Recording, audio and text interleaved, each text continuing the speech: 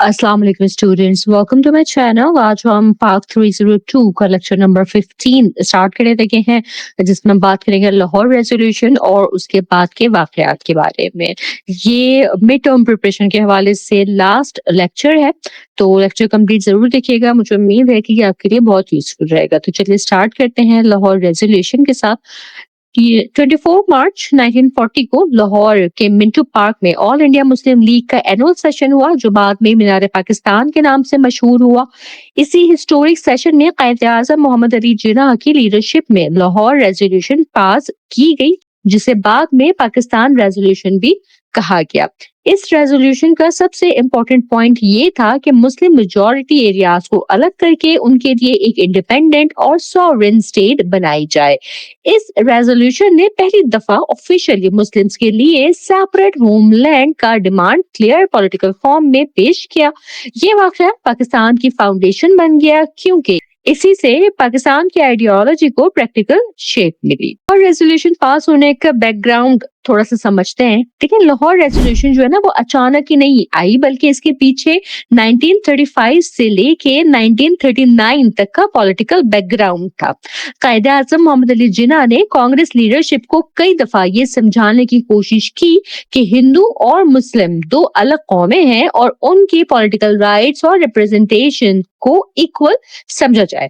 1935 में उन्होंने कांग्रेस लीडर राजेंद्र प्रसाद से बात की, लेकिन कोई नतीजा नहीं निकला। 1937 में गांधी और नेहरू से लेटर्स एक्सचेंज हुए, मगर दोनों ने मुस्लिम कंसर्न्स को एक्सेप्ट नहीं किया। 1939 में जब जिन्ना ने दोबारा नेहरू से राब्ता किया, तो नेहरू ने कहा कि इंडिया में कोई हिंदू मुस्लिम प्रॉब्लम एग्जिस्ट नहीं करती। इस बात ने मुस्लिम लीग को ये यकीन दिला दिया कि कांग्रेस जो है ये मेजॉरिटी रूल के थ्रू मुस्लिम्स के राइट इग्नोर करेगी।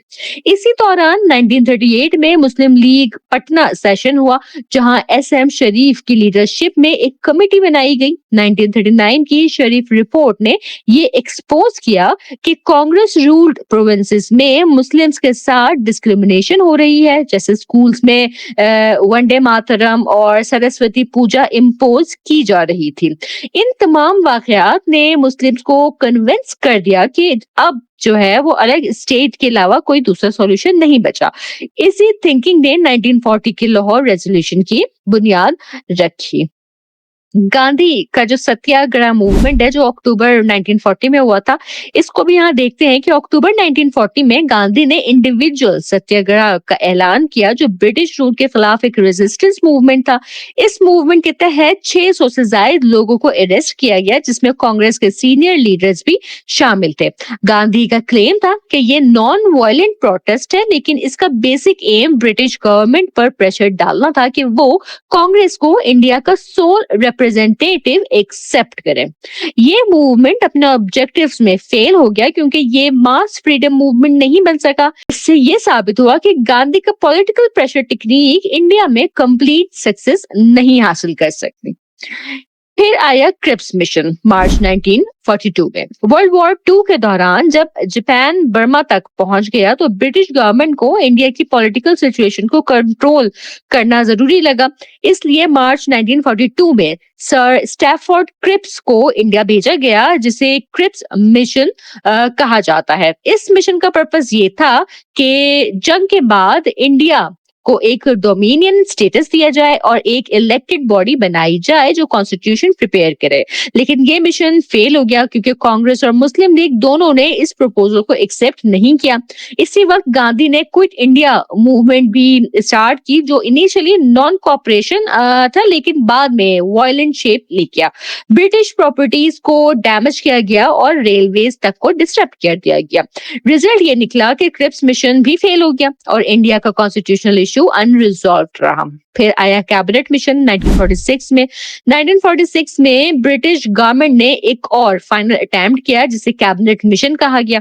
इस मिशन का पर्पस हिंदू मुस्लिम कॉन्फ्लिक्ट को सॉल्व करना और पावर ट्रांसफर करने का प्लान बनाना था। इस मिशन में 3 ब्रिटिश मेंबर्स शामिल थे।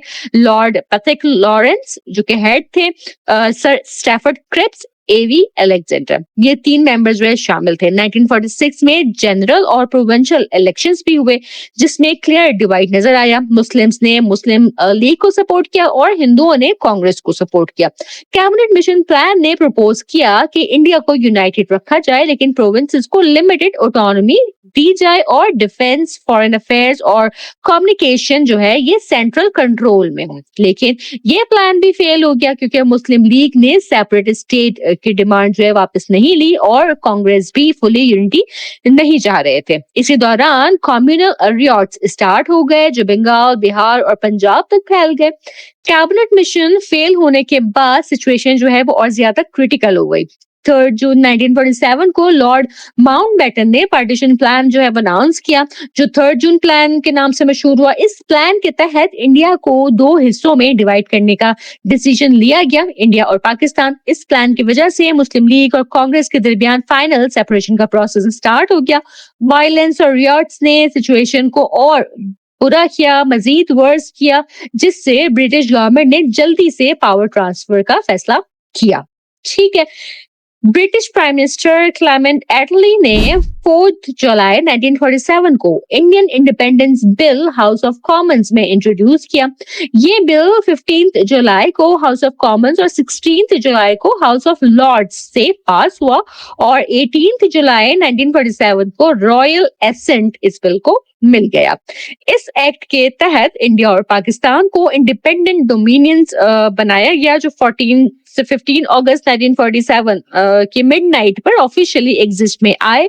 इस एक्ट के इंपॉर्टेंट पॉइंट्स जो थे वो ये थे कि दोनों डोमिनियंस को लेजिस्लेटिव सुप्रीमेसी दी गई, लॉ मेकिंग का फुल्ली अथॉरिटी लोकल गवर्नमेंट्स को मिल गया, ब्रिटिश गवर्नमेंट का डायरेक्ट कंट्रोल जो है वो खत्म हो गया, इंडिया पर ब्रिटिश रूल ऑफिशियली एंड हो गया। 20 जुलाई 1947 को दोनों कंट्रीज की प्रोविंशियल गवर्नमेंट्स बनी। 7 अगस्त 1947 को कायदे आजम मोहम्मद अली जिन्ना इंडिया से कराची रवाना हुए और 11 अगस्त को कॉन्स्टिट्यूएंट असेंबली का सेशन हुआ, जहां उनको गवर्नर जनरल सेलेक्ट किया गया। 14 अगस्त 1947 को पाकिस्तान ऑफिशियली इंडिपेंडेंट स्टेट बन गया। इस लेक्चर को भी कंक्लूड अगर मैं कर दूं तो देखिए, लाहौर रेजोल्यूशन 1940 से लेकर 1947 तक के तमाम वाकयात जो है ना ये साबित करते हैं कि पाकिस्तान का कयाम एक ग्रेजुअल पॉलिटिकल स्ट्रगल का रिजल्ट था।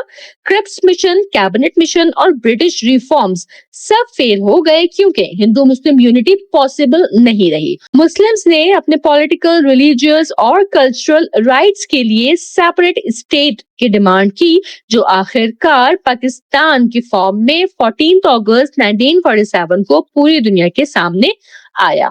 इसके साथ ही हमारा ये आखिरी लेक्चर मिड टर्म का भी यही मुकम्मल होता है। मुझे उम्मीद है कि आपने इस टॉपिक को अच्छे से समझा होगा। अगर आपके सवाल हो या अगर आप कोई फीडबैक देना चाहें तो जरूर मुझे कमेंट सेक्शन में बताइएगा। चैनल पर नए हैं तो सब्सक्राइब करना हरगिज ना भूलिएगा और मेरे लेक्चर्स को जरूर अपने फेलो स्टूडेंट्स तक वर्चुअल यूनिवर्सिटी के डिफरेंट ग्रुप्स पे, डिफरेंट फोरम्स पे शेयर करें, ताकि ज्यादा से ज्यादा स्टूडेंट तक ये लेक्चर्स पहुंच सकें और वो अपने मिड टर्म की अच्छी प्रिपरेशन कर सकें। मैं इंशाअल्लाह ताला अपने नेक्स्ट लेक्चर के साथ जल्द हाजिर होंगी। तब तक आप सब अपना बहुत ख्याल रखिएगा। अल्लाह हाफिज।